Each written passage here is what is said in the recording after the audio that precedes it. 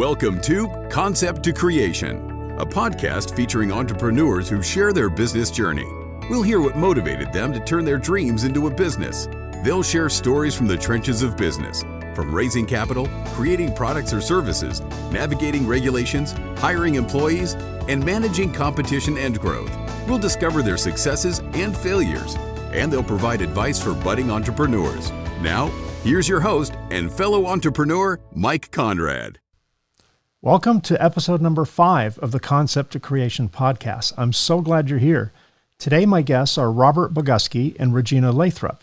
They are the husband-wife team behind Datest, a Fremont California-based company which provides advanced integrated PCBA testing and inspection services, servicing the contract manufacturing and EMS industries, as well as the OEM community since 1984. Robert and Regina purchased Datest in 2005 with business partners, then bought out those partners in 2009. They kind of bought the company twice. I think in many ways, purchasing a company is perhaps even more challenging than starting one from scratch. Robert and Regina described their early venture as a rehabilitation project. We'll learn more about that and their journey into owning and operating their own business right now. Rob Boguski, Regina Lathrop, thanks for being my guest today on Concept to Creation. I really appreciate you being here, and I'm very excited to learn about how you acquired this business and your path to success. So I know it probably wasn't a straight line, so I'm anxious to get into the bends and twists and turns of your journey into this business world. So welcome to the show. Thank you. Hi, Mike. Thanks for having us. Oh, my pleasure. Thanks for being here. I'm going to put you on the spot, Rob. I read an article that you answered questions for in 2014. So this goes back, 7 years or so. And here's what you said back in 2014. When you were asked, what is your footprint likely to develop in the coming few years? And your answer was, unfortunately, my crystal ball is in the shop this week, but I will hazard to guess and say that 5 years from now, we'll be doing amazing things and we can barely conceive of today. Hopefully, we will also be having fun doing them and delivering new value to our valued customers. Now, that was 7 years ago. And this is probably a better question for the end of the interview, but we'll start off with this and then we'll kind of work backwards. Was your crystal ball that was in the shop still accurate? Are you having fun and are you doing amazing things all these years later? Actually, the crystal ball was still under warranty and working as advertised. Interesting things have happened. I'll leave it to others to judge whether they're amazing, but certainly we are doing a wider variety of things now than when we first started out on this journey in 2009. Newer things, newer markets, new applications, some things that 10, 11, 12 years ago I wouldn't have imagined we would be doing that we're doing now. So yes, it's an evolving industry and our business has had to evolve with it. Very good. So you didn't start Datest from ground zero. You purchased the company. Is that correct? That's correct. What year was that? I first purchased Datest with two partners in 2005. I and my two partners owned two businesses at that time. We had a contract manufacturing company and we purchased Datest, which had been doing a lot of board level testing for us anyway. We were a major customer of Datest. And the then owners wanted to get out of the business for a variety of reasons that we don't need to get into here. And it was a very attractive offering for us because A, we would have captive testing capability, which was very important to us. And B, we saw the upside potential to the business, acquiring new customers and new markets and all of those good things that go with growing a business. So we acquired it in 2005. And then 4 years later, my two partners made another decision, which was to merge our contract manufacturing business into a larger contract manufacturing business. And as a result of that transaction, Datest was spun off, and they bought me out of my share of the other business, and I bought them out of their share of the testing business. And from July 2009 to this date, Regina and I have run the business ourselves with no other partners and no other ownership, and we're very happy that it is that way. I'll bet it sounds like there was a lot of strategic horse trading going on behind the scenes to make this work. There was horse trading and negotiating and lawyers, and not all of it pleasant, but that's how sausage gets made sometimes. And the important thing is that the outcome was a good thing. Right. Now, I've said this on this show before, and you've probably heard this. The Bureau of Labor Statistics states that 75% of all startup businesses fail within 10 years. Yours wasn't a startup business per se, but kind of was, because I'm sure both of you put your stamp on this company and probably operate it differently than the former owners did, I'm assuming.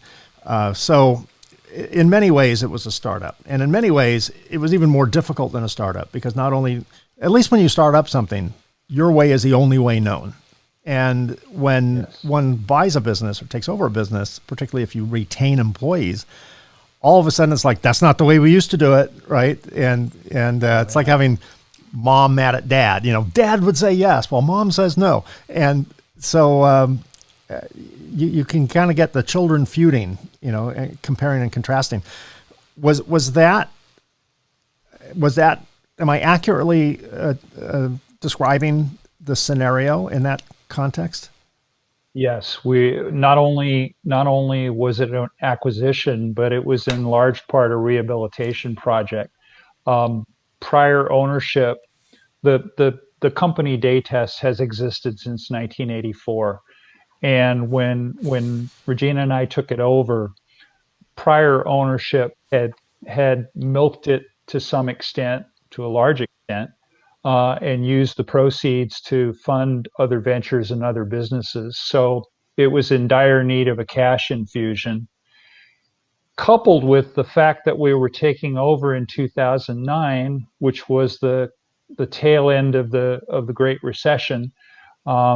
We had all the challenges associated with that. And the company had, while it had existed for many years, because prior ownership kind of treated it as a sideline to their main businesses, it hadn't been marketed very well, and it had been bled dry from an investment standpoint. So it really needed a lot of TLC to bring it back to life and to raise awareness in the market that, hey, we're here, we're existing, we're an ongoing business, a going concern. And not only that, but we're going to grow this business and get back into the market and get active and make people interested in us and open ourselves to new opportunities and new markets. So we had all of those challenges to contend with simultaneously while negotiating a recession and trying to build something in what could be argued were the worst of times. And I wouldn't recommend those circumstances on anybody. You've discussed it before, same problems as others have had, but the good news is we made it through, and here we are. Regina, what's it like working with your husband? Good and bad. Now, this is not divorce court, so we can't fix anything here. No, first few years, I really didn't have a day-to-day role. I if some decisions needed to be bounced off of me, they would be, but I didn't have a regular day-to-day role. And now I'm doing our marketing. So I am, doing things every day. And that's been for maybe 4 years or so, something like that. We have our moments and, disagreements over how to handle a situation, things like that. How long does it take Rob to realize you were right? It depends on the situation. Right. The I used to worst work one with was my wife. Sorry, I used to work with my wife, Oh. which is why I enjoy asking this question, because I was in the same exact situation. And depending upon who tells the story, I either fired her or she stormed off and quit. And there's a little bit of truth to both of that. But we've been married 40 years this year. So, the marriage is strong. And I think part of the reason the marriage is strong is because we both realized it's difficult to work with each other. We're both very type A. No one wants to, back down. So it just didn't work well when two of those personalities were in the same room. But in your world, it sounds like each of you has a different skill set. Is that a fair assessment, that what Regina does well, maybe Rob doesn't, and maybe what Rob's skills are different than Regina's? Is that an accurate statement, or are you both good at the same things? You want to take a crack at that? Yeah, well, I mean, I think we have some overlap. What I'm doing, I've actually never done before in career form, doing marketing. My background is in accounting and finance, and in software support for financial software. So totally different. But and I'm doing some little accounting audit stuff here and there for Datest. But yeah, I don't have any technical skills at all. So that in that way, our talents are very different. I have no idea sometimes when I'm reading copy for a press release what half the stuff means. Right. You're like, Rob, is this true? I mean, and sometimes if I'm listening to something, it's like Charlie Brown's teacher, wah, wah, wah, wah, wah. Right, exactly. It's the phone on Charlie Brown, right? Wah, wah, wah. Often we'll be at trade shows, and the two of us will be the sales force manning the table, so to speak. And I'll have to get up and go visit a colleague or go to the bathroom, and inevitably somebody shows up at our table while I'm away. And her job is to, if it's an engineer in particular, she'll have to stall that individual until I get back, 6 minutes later, to talk about the technical aspects of what they're looking for. But in that sense, we complement each other. I mean, she knows the business enough, the general overview of the business, the history, the capabilities, the basic marketing approach of what we're trying to do. We have two main businesses. She knows what they are. And then when somebody wants to get into the particulars, she can turn it over to me and I take it from there. Sure. I would hazard to guess that because you have had no prior experience in marketing, you're probably a really good marketer. Because I think the rule, Rob, you and I have talked about this over the last many months and years, about our view of marketing, a little bit different than maybe a traditional conventional view. But I think a fresh approach to marketing, the old tricks just don't work anymore. They're kind of in the realm of 8 tracks and teletype machines, in terms of their effectiveness today. So I know Rob has shared with me some of his unique views on marketing, and I totally agree with that. And I assume that probably comes from you as well. It's a different world today. And I think the traditional marketing sound people hear goes back to that Charlie Brown, teacher telephone thing. It's just noise these days, and there has to be a connection made. So when you guys took over the business, when you bought the business, all of a sudden, there's a new owner in town, new sheriff in town.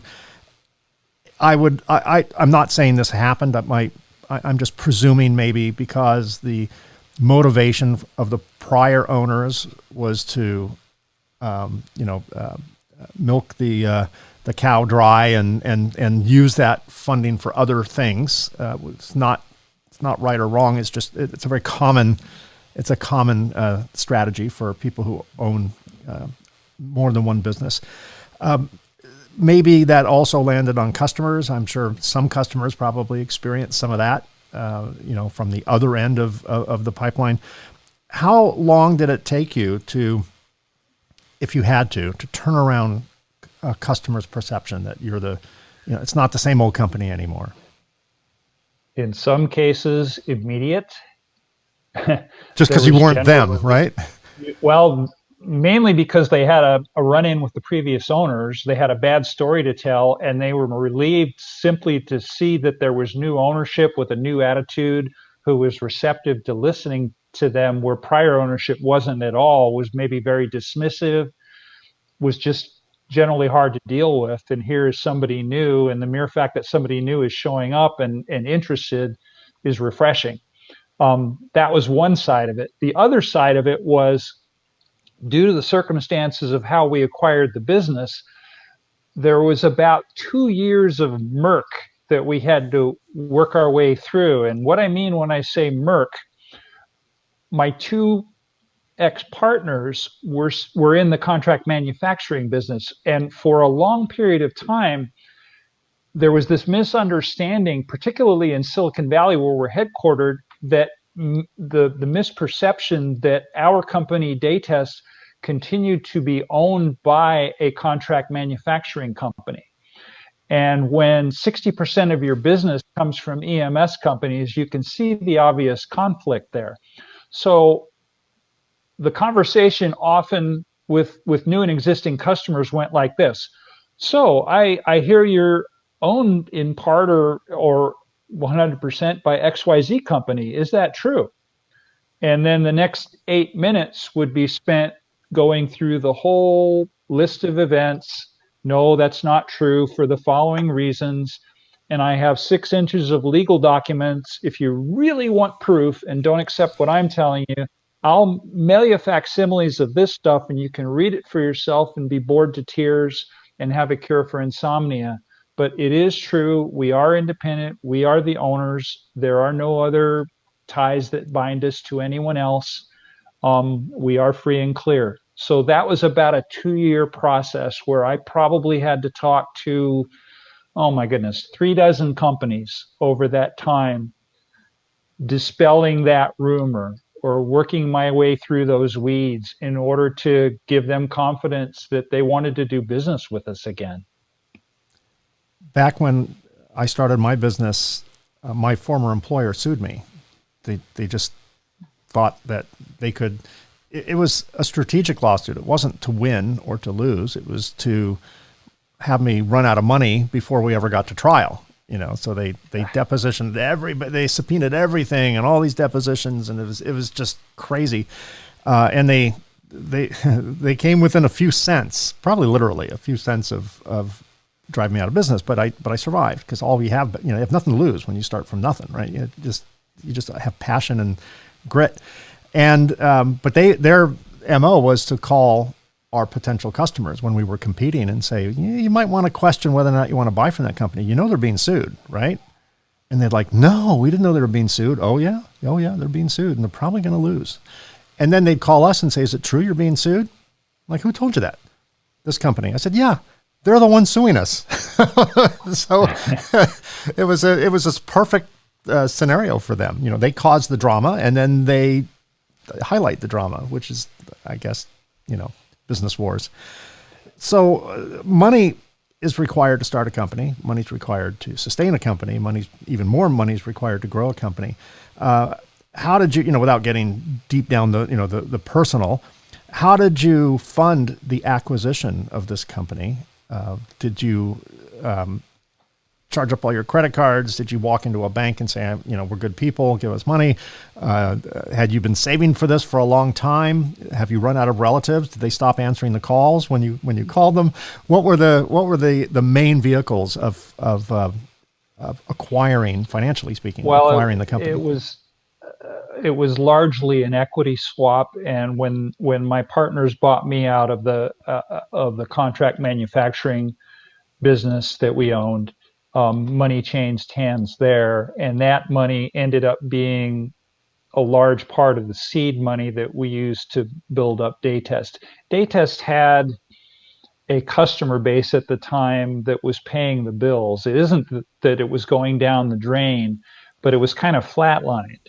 And so we took the money we acquired in the transaction, in the partnership ending transaction, and took a chunk of that and used it to upgrade our business. So we used it for capital equipment acquisitions, improvement of the facilities, marketing efforts, new personnel, and then in a few instances when times got tough, to fund payroll when that became necessary.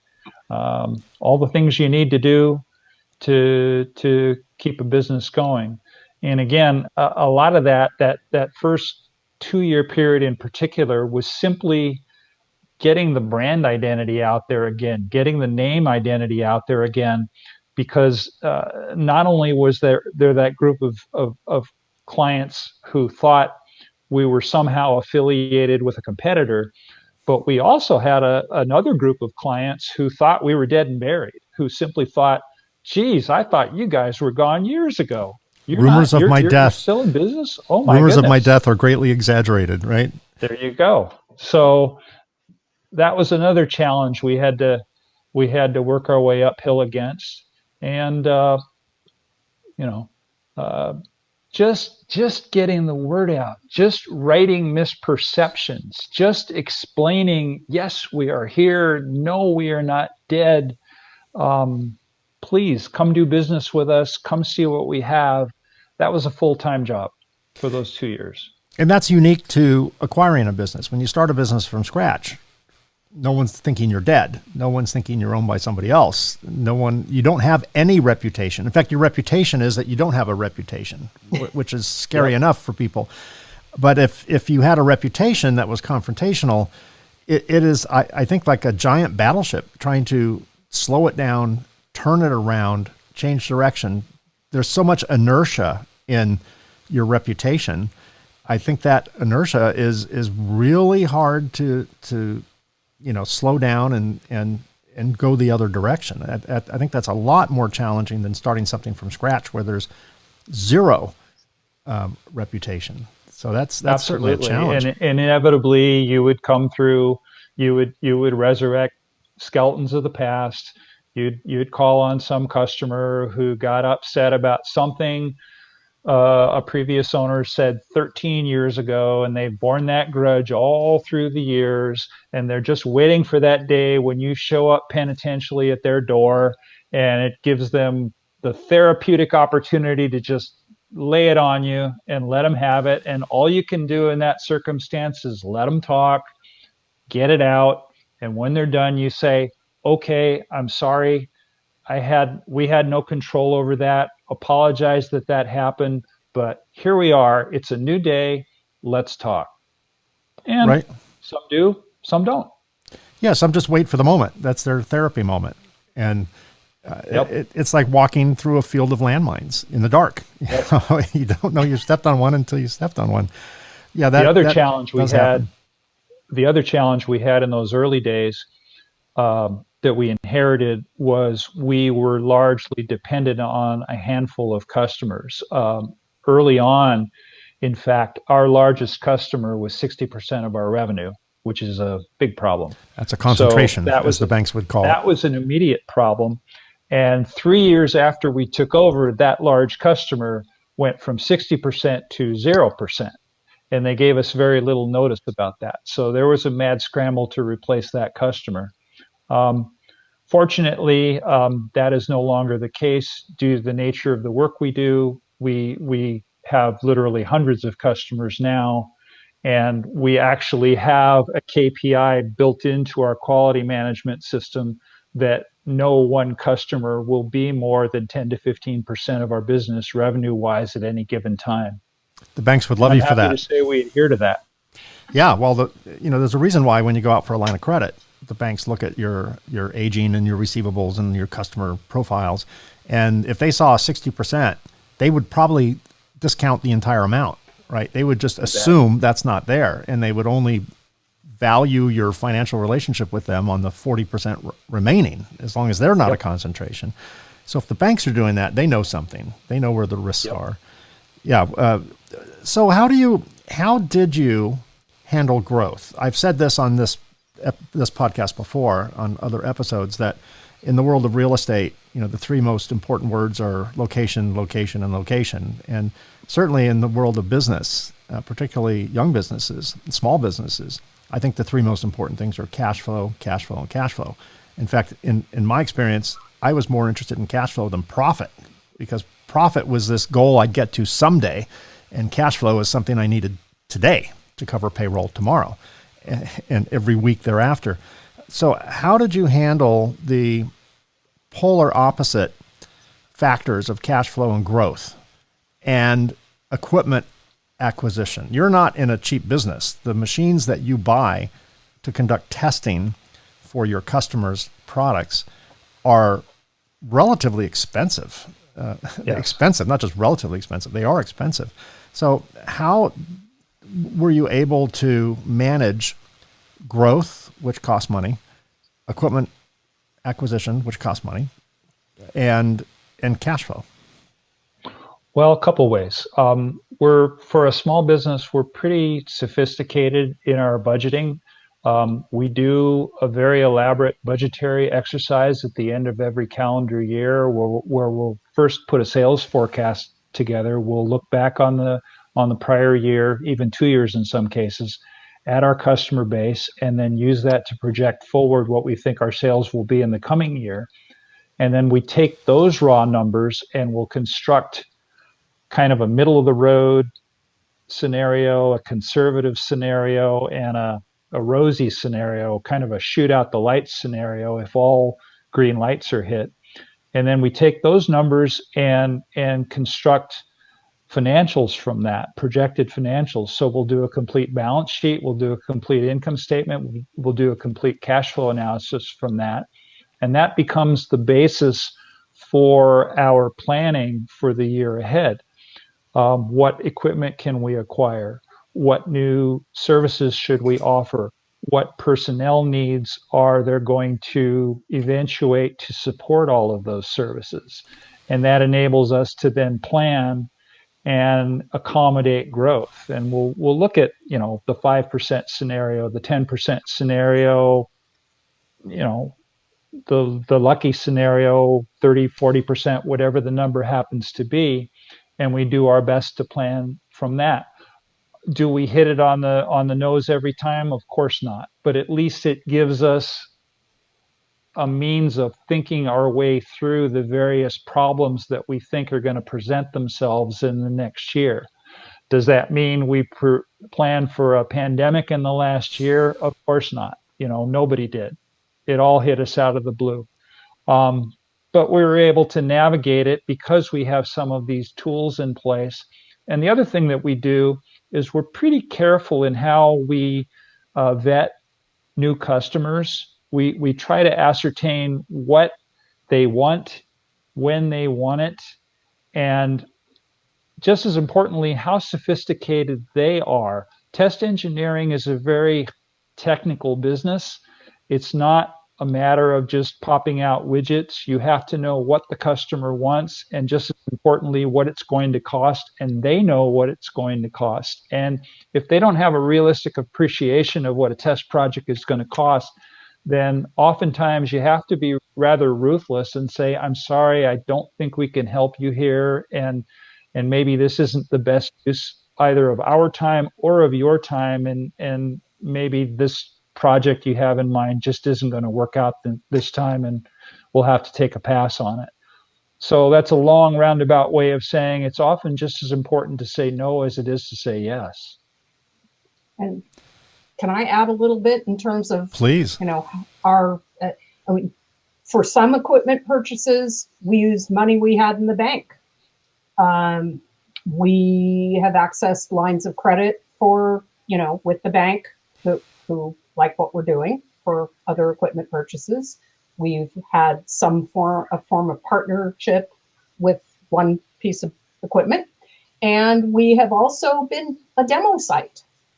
So we work with the manufacturer of the equipment and say, if you put it on our floor, we use it, but you can have your Northern California customers or potential equipment purchasers come and watch it work. That's good. So We've done the same thing. That's a good use of putting your hard-earned reputation, leveraging your hard-earned reputation, right? If you didn't have a good reputation with your clients, the last thing they would want to do is give you equipment because they don't want to be associated with you. So that's actually a kind of a badge of honor that they would put a value on your reputation and your ability to make their product look good. And, Yep. and that's worth a payment. That's worth bank financing. It's a great alternative to that. I find that entrepreneurs, particularly in the early days, are exceptionally resourceful people. We MacGyver our way out of a lot of different things. I remember when I first applied for a line of credit. This is before I started the business. I wrote a business plan and went to the bookstore. I couldn't afford the book, so I just sat in the bookstore and read kind of Cliff Notes versions of what I should know. There was no internet back then, and wrote a business plan. Took it to the bank with 100% expectations that they would fund it, because who wouldn't? They'd be stupid. They'd be foolish not to fund this aspiring adventure. And of course, they listened to my pitch, and I gave them. I went to some copy place, and everything was spiral bound and nice covers, and it was it was nice, and they were merciless. They had enough mercy to not tell me no right then. They waited a week to send me the letter, and which I kind of, first I was angry, and then I appreciated the fact that they didn't just like cut me off in the middle like Simon Cowell would on American Idol or whatever show he's on. You're out. And of course they turned me down, and the next three banks turned me down. And of course they would, because in order to get money from a bank, you have to kind of prove you don't need it, right? Which is this catch-22 that so many businesses find themselves in. So you managed to, through equity swaps and things like that, you sold a company and bought a company. So that was perfect timing. So the only issue you had was turning the reputation around and figuring out how to buy equipment. I'm sure that's the only issue you had. So let's talk about those, whatever other challenges there were in the journey of Datest and of Robert and of Regina. Tell me about what was scary, what kept you going. I'll backtrack a little bit. One of the things, you and I have talked about this before, Rob, I believe, is that one of the traits to be an entrepreneur is you have to have a very poor assessment of risk. And, you have to look at something and go, not just as the glass half full, it's a third full. It's an eighth full. There's still full in there somewhere. We see the risk, but we discount it, and we feel like we can beat the odds because of, I don't know, just poor assessment of risk. We have passion, we have determination, we have blinders on in many cases. Robert, you seem to be a very analytical guy. You don't seem to be a person who would be overtaken by just sheer passion or sheer gut. You seem to be the type of person who lays everything out and studies it, and you don't seem to be a rash person. And Regina, you don't either. So what were some of the challenges, and what made you feel confident that you could show up the next day and overcome those challenges? And tell me about that. Were the successes enough? Were the few successes in the early days enough to overcome more challenges, or what's your MO for wading through all that?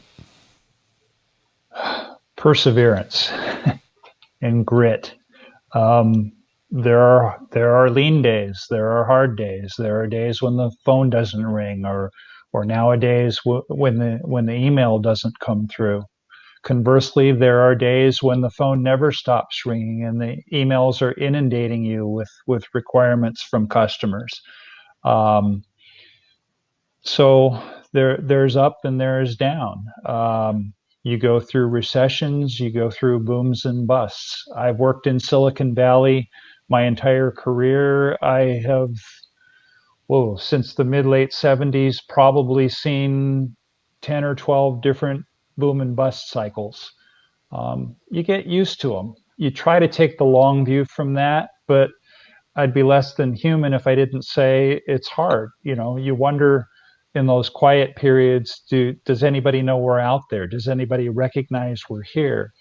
And the other unique challenge to being in the test engineering business is people don't want to do business with us in the first place. In the minds of some, especially those whose job it is to assemble printed circuit boards, testing is viewed as a non-value added service.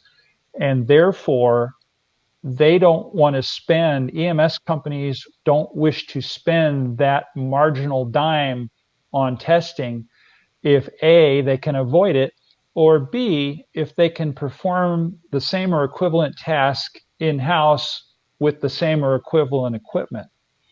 And usually that means that the initial sales contact by me to them ends abruptly. Something along the lines of, oh, we've got all that, or our process is perfect, or we have no need for your services. And then we don't hear from them for 3 months, 6 months, 2 years, whatever the case may be.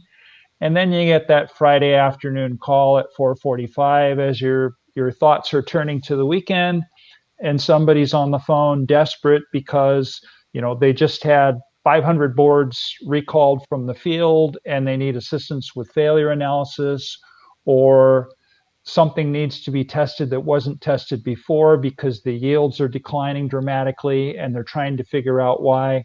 And so all of a sudden, in a moment of crisis for them, they enlist our services. That's often how our relationships begin.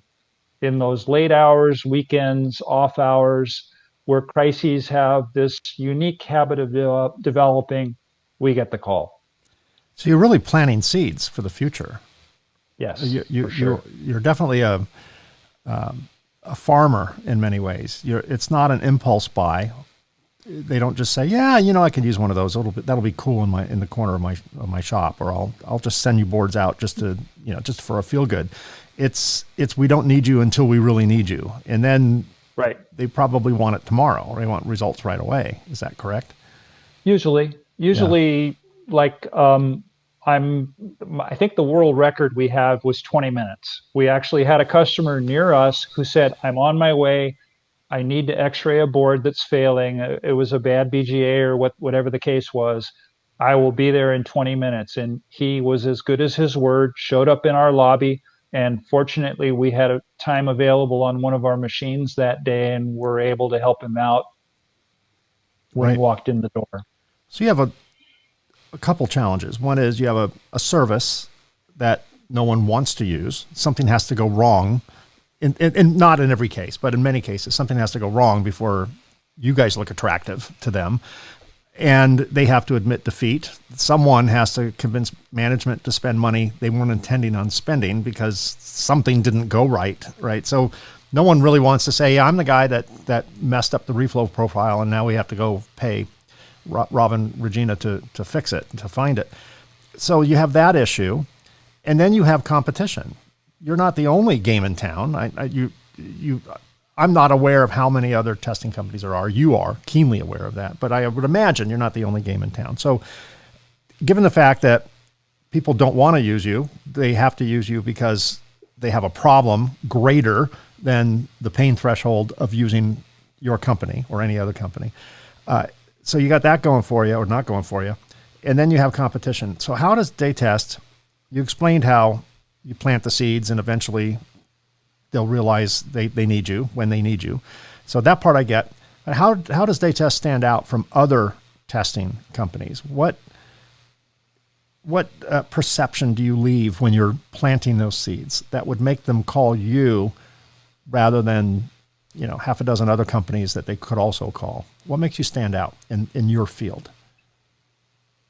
The short answer is the wide variety of our services. We have a very large suite of services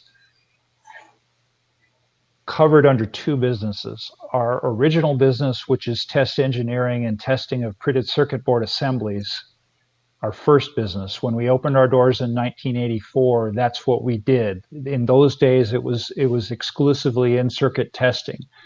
And then along the lines, we added other capabilities, flying probe, boundary scan, AXI, and so forth. Our second business is non-destructive failure analysis and inspection services using imaging technology. And we started that when Regina and I acquired the business in 2009. We bought our first AXI system then, and we've added 3 other X-ray systems since then. And that second business grew out of the first business. The first business, we would develop a program, design the hardware, test the board would pass or it would fail. If it failed, initially or originally, we'd give the board back to the customer and say, okay, you gave us 100, 92 passed, 8 failed, here are your 8 failures. Well, customers would press the issue and say, okay, we have 8 failures. Why did they fail? Tell us why they failed. From that was the seed for the failure analysis business, where we acquired instruments and tools, very expensive instruments and tools, to enable us to look deeper on those failed boards and say, oh, they failed at this pin on this BGA because there was a crack in the solder, because there was a head and pillow defect here, because the voids exceeded IPC specs, whatever. We were then able to tell the customer in greater depth, you have these failures for these reasons, go back and correct your process. We've Paretoized them for you. You can implement this data that we have for you in your process and eventually work ourselves out of a job, because you'll get 100 out of 100 boards on your next production pass, or maybe after several iterations, and then you move on to the next revision of the board. From that, word gets around. When you tell people you have 4 X-ray and CT scanning systems, word gets around to engineers far and wide. Hey, send boards to these guys. And what began to happen after a period of time was we would just get suspect boards showing up to be X-rayed, to be CT scanned, and they wouldn't even go to the test engineering business. Somebody else was doing the testing. Somebody else was doing the manufacturing. We would get them in extremis where they were desperate to figure out what was wrong. And so we would provide that service on a short-term basis, and we built them up, and you acquire businesses, you acquire business that way, and you also acquire confidence from those customers who like what you do. You bailed them out of a problem, and they have friends, they have colleagues, and so word spreads to them. The whole network effect does its magic, and referrals work that way. Yeah, very and good. And we also Regina. have very quick turnaround with, we can usually turn a project around with great haste, and that's something that some other companies can't do. So, right, a little bit more nimble and our responsive. MO of a customer is an engineer with a problem with a limited amount of time. Usually, a management at his or her company is coming down on him or her, saying, "Solve this. Our quarterly numbers depend on it. Lots of money is riding on it. Lots of prestige is riding on it." So the pressure to provide an answer is considerable. I would imagine. Yes, absolutely. What, Regina and Rob, what skills do you think you possess today, business-wise, that you did not possess when you first acquired Datest? All these years later, what have you learned to do that maybe you didn't come naturally before? I can say marketing, absolutely, because that was just diving into a complete unknown territory. I had never done anything with press releases or, setting up a website or how do you put together an ad for a magazine or, anything like that. That is completely new to me. So. And how did you acquire those skills? Is it something you just looked at and thought that this is the way I think it should be done, or did you look at other companies as a guideline, or did someone teach you, or how did that skill come to you? We decided that I would get involved in doing it, and then it was just a matter of, what looks right, what doesn't. We have a PR firm, and so I could, ask for their help with, they're the ones who have the graphic designer, for example, to put together something. So I would get the concept, bounce it off of my husband, and then, okay, this sounds pretty good. Maybe bounce it off of our office manager too, or something like that. And okay, then I'll go to the PR firm and see if they can get the technical person to put this together. She's selling herself short, Mike. She actually, in an earlier career, worked in the brand identity business. She worked for a company in San Francisco that did brand identity and product placement. So while she was more in accounting and finance, she at least saw the activities going on every day, and she has some notion of,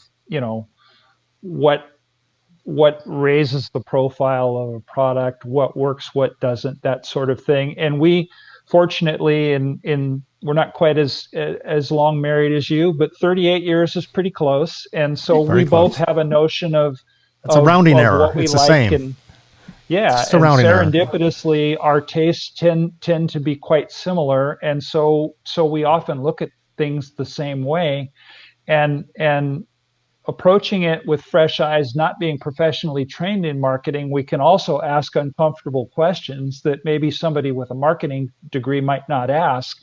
And so our ads tend to be a little quirkier, a little more different, maybe less on the technical specs and more on the here's what we can produce for graphic effect.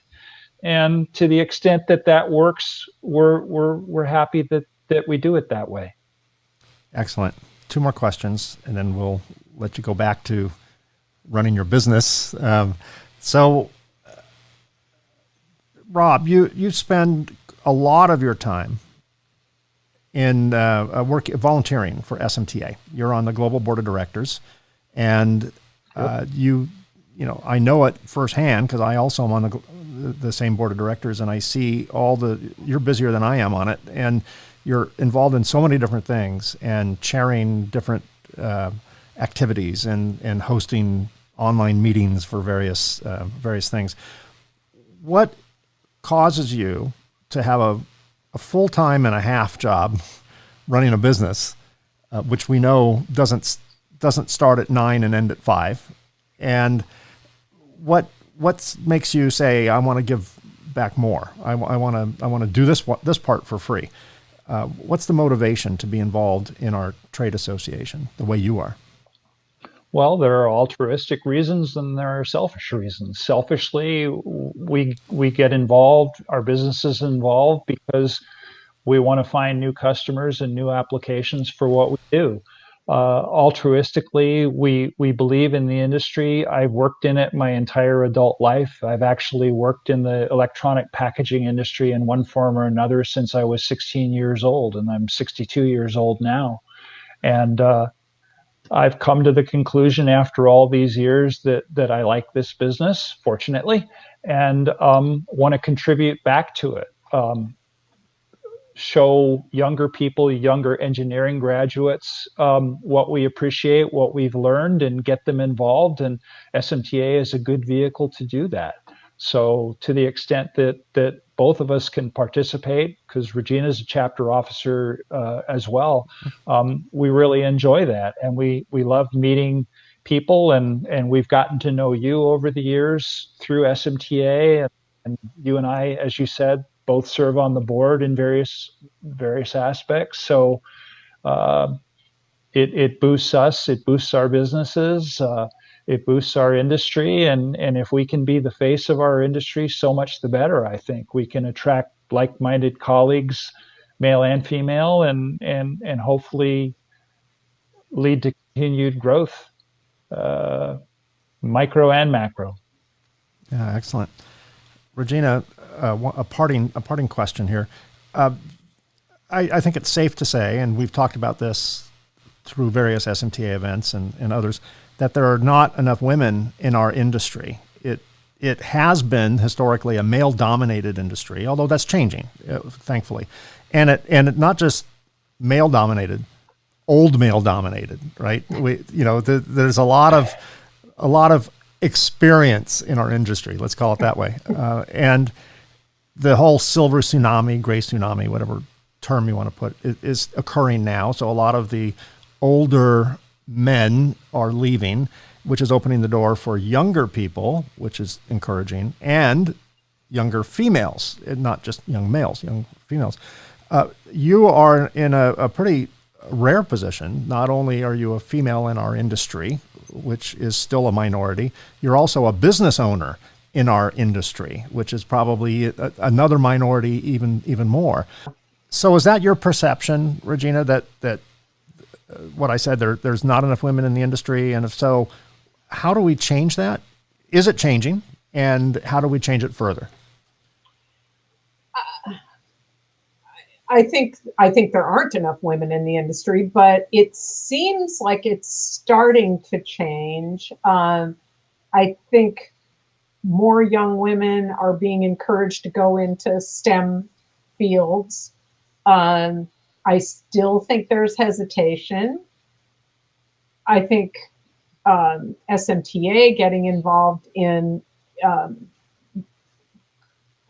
getting chapters in universities is great. Some of that's beyond the control of even SMTA to try to encourage it, because it's got to be something where young women are just encouraged to go into STEM. I mean, I have a degree in math, and I was a weirdo in the late 70s and early 80s. I mean, it's just like, what? There were like 2 women in my program, or 3. And then I didn't even use pure math when I got out. I ended up doing accounting. But I think things are evening up more, just as as the world changes, but it's slow. And I think SMTA is doing the right thing to encourage women by having programs that are specifically for women. And the monthly Wind Down Wednesday thing, and then the Ohio chapter sponsored that kind of a 3-hour webinar about equality and that kind of thing. I think women have to see that it's okay to be a nerd in an industry that's mainly a male industry. But they also need to be treated better by the men in the industry. So the men need their own form of education. Yes. Oh, absolutely. Absolutely. I'll tell you something offline later. I don't want to make any enemies on the show here, but I'll tell you an experience I had later, which is horrible for my audience to hear. Sorry about that. But very last question. I have many last questions, but this is actually the last question. How much of your business success do you attribute to your skill and luck? Give me a percentage. Let's start with Rob. Skill and luck. 40% skill, 60% luck. But having said that, success, the old truism is success is where preparation meets opportunity with a dash of luck. And it's often a timing thing. You're in the right place, the right time, the right circumstances. You have the solution to a problem, and ours is a highly technical solution. We can either do it or we can't, oftentimes. And so it's actually a very simple conversation. Can you do A, B, C, and D? If you can, great. Here's the job, here's the contract, go. That's often how it works. But a lot went into that. That sounds really, really simplified, but years and years of preparation went to be able to become qualified to reach that point. Certain certifications, certain Mil-Aero certifications in order to do the business in the first place. Without them, you're not even having that conversation. So there's a whole background, a whole constellation of stuff that goes into reaching that point. Excellent. Regina? Well, I mean, I would tack on to the skill and luck thing. I think history, what is history? Is that skill or luck? I don't know. Is it 50% of each? Because just Rob's background of, being in this business since he was a teen, I think helped a lot, just having all those connections. So maybe that's part of the years of preparation too. It's kind of almost like a third component in our case, because he had that, long history of understanding the greater business and having the connections. So yeah. Is that luck? Is it skill? Is it a third bucket? Yeah, it's good perception there. The network. Good observation. Yeah, you certainly have to consider the network effects. Yeah. Absolutely. And, I think there's luck and skill. Without luck, you're just sitting at a table in Vegas. You can make a lot of money, but it's a finite time you can get away with it, because luck goes, both sides of the coin. And I know a lot of very skilled people who just never are successful. They've got all the skills, but they don't have either the drive or the passion or the grit, or, as you said earlier, Rob, or the luck. There are some people that if it wasn't for bad luck, they'd have no luck at all. And so it definitely, whether it's luck is really an unfair word. It really is synchronicity. The stars lined up. The universe was kind that day. You happen to sit next to someone on an airplane who was describing what they do, and they have a problem and you can solve it. Those are the synchronistic, lucky kind of things. I don't think any business survives on luck. As I said, it benefits from it, and is hurt by it sometimes. But certainly it comes down to the skill and the passion of the operators. Eventually, you have to have a track record Right. for that word to get around. And if that word doesn't get around, then you don't have a track record. So it's kind of a feedback loop. And for us, a large source of new business is referrals. That engineer we did a good turn for 6 months ago tells a colleague, she calls us up with her problem, we solve her problem, she in turn tells a colleague, and the cycle repeats itself. And we see that over and over and over again, year in and year out. Well, that's a great way to end it. The referral is the ultimate compliment. It's the gift that keeps on giving. And you bet. Because they'll lead to another referral and another referral, and next thing you know, you're on the show talking about the successes that you're enjoying now versus all the hardships to get to that level. Thank you both, Regina and Robert, for being my guests today, and thanks for sharing Datest's journey and your journey, both as individual entrepreneurs and as a married couple. And thanks for being so candid. I really appreciate it, and I know my audience does too. Audience, we will put the information for Datest in the show notes, and we'll put contact information, email addresses for both Robert and Regina. So if you'd like to reach out to them about whatever services they provide, if they have a solution to a problem you have, that could be the synchronistic luck. This could be the lucky episode right here.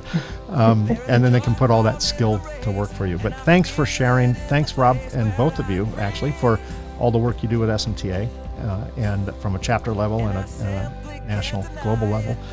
I appreciate working with you guys, and I'll look forward to seeing you virtually, and hopefully sometime real soon, maybe at the show coming up, SMTA AI coming up in November in Minneapolis. I'll look forward to actually seeing you guys there, and many others. So thanks for being my guests. Thanks, Mike. Our Thanks pleasure. For having us. Good to be here. Well, that's a wrap. Thanks for joining me on this episode of the Concept to Creation podcast. A special thanks to my guests, Robert Boguski and Regina Lathrop of Datest. Don't miss an episode. Subscribe on your favorite podcast app. The Concept to Creation podcast is available on Apple Podcasts, Google Podcasts, Spotify, and many, many other podcast sites. A video version of this podcast is available on the Concept to Creation YouTube channel. If you're watching this on YouTube, be sure and subscribe and click on the bell icon to be notified when new episodes are available. We release new episodes on the first and third Tuesday of each month. Thanks for your feedback. Please keep it coming. Email me right down here at mike@mikeconrad.com. That's Conrad with a K. Thanks again for listening or watching. Stay safe, stay healthy, and of course, stay happy. And I'll see you again very soon. And I was meant to be free, meant to be free.